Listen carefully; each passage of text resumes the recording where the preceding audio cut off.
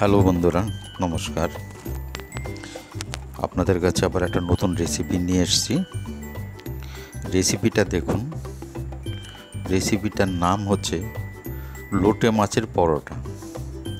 আপনারা তো অনেক রকমেরই পরোটা খেয়েছেন, আলু পরোটা, গাজর পরোটা, কিন্তু এই লোটে পরোটা একবার খেয়ে দেখবেন বানিয়ে। এতে দেখুন মশলা দেওয়া হয়েছে আদা, পেঁয়াজ, রসুন, টমেটো।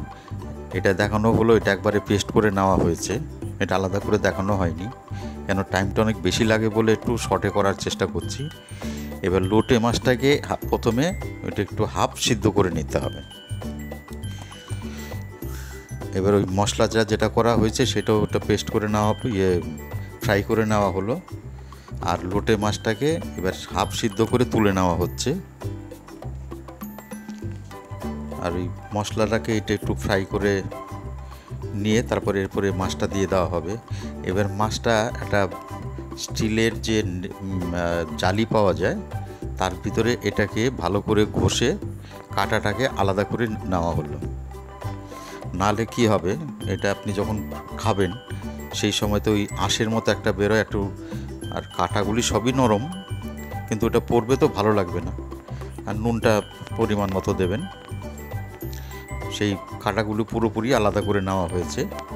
এবার পুরটা কিন্তু রেডি হয়ে গেছে। এবার এটা আমি আটার মধ্যেই দেখাচ্ছি, আমি ময়দা দিয়ে এটা করিনি।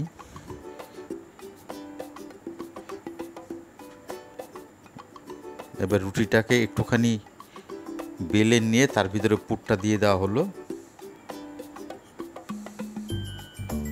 এবার এটাকে একটুখানি বেলে নিতে হবে।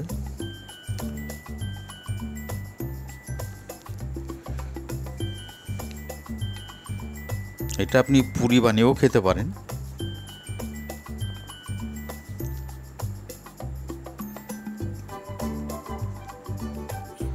পুরি বানালে এতে কী হবে, পুরিতে একটু তেলটা বেশি টানবে, আর পরোটা করলে এটা আপনার তেলটা একটু কম লাগবে। ডিফারেন্স এটাই। আর এটা খাওয়া হবে হচ্ছে আপনার ধনে পাতার চাটনি। চাটনিটা যেন অতি অবশ্যই খুব ভালো হয়, এটা দিয়ে আপনি খেতে পারবেন, আর কোনো কিছুই লাগবে না। খুবই টেস্টি হয় চাটনিটা ধনে পাতার। এটা দিয়ে আপনি মোটামুটি 3-4টে যা খুশি আপনি রুটি খেয়ে নিতে পারেন।